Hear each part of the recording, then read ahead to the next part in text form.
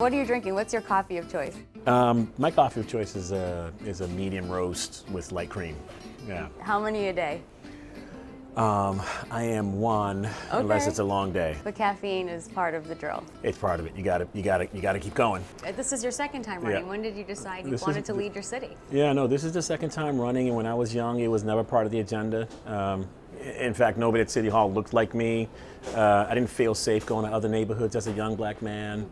Boston's changed a lot. And as it's changed and as opportunities have shown itself and as I've done my work, people around me have said, well, you should think about public office. You should think about running. And as you said, in 2013, I jumped in and it was a good run.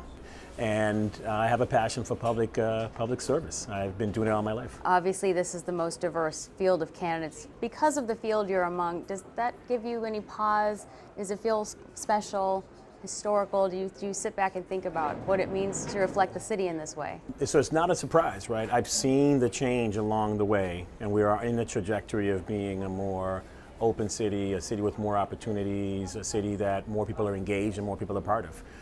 So I do recognize what this means and what the field means.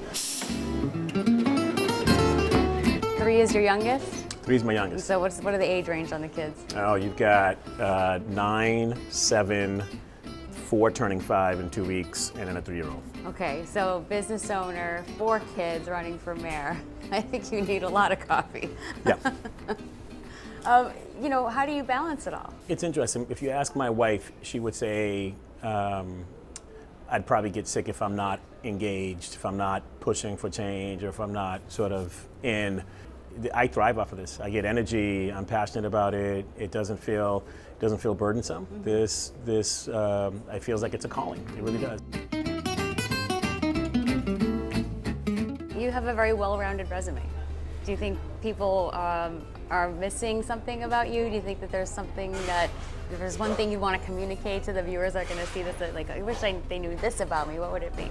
Yeah, I do have a strong resume, and I'm proud of the fact that I have a track record of getting things done. I'm the only candidate in this race with executive management skills. I'm running against 5 legislators who have passed ordinances and laws. I've actually implemented them, and I know, in fact, how to make investments, how to open business, how to track business in Boston, and make the investments that we need in our schools, and make the investments that we need in our libraries, on our streets, and make sure we're a safe city that's continuing to grow in an equitable way.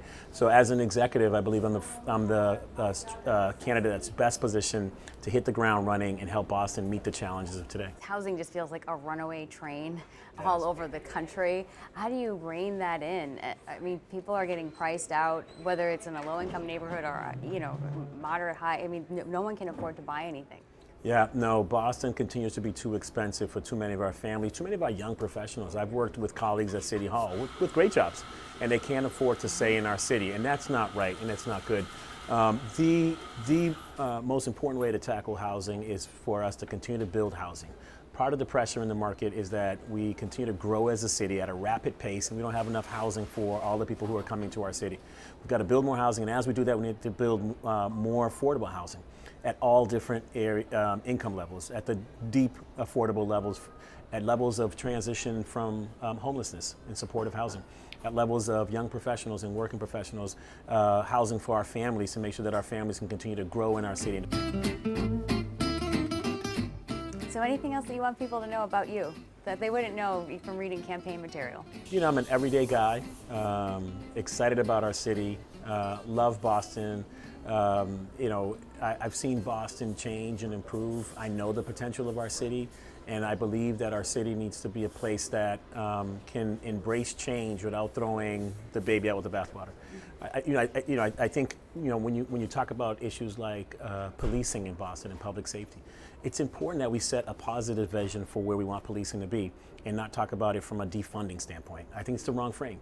No, Boston needs to be a city. We have the first police department in the country. We need to have the best police department in the country. We need to have a high bar around transparency, a high bar around accountability, zero tolerance. But we need to work with police to make sure that we get it done. Police are an important part of the community here in Boston, and police in partnership with community is better policing. John Barros, thank you for your time. Thank you.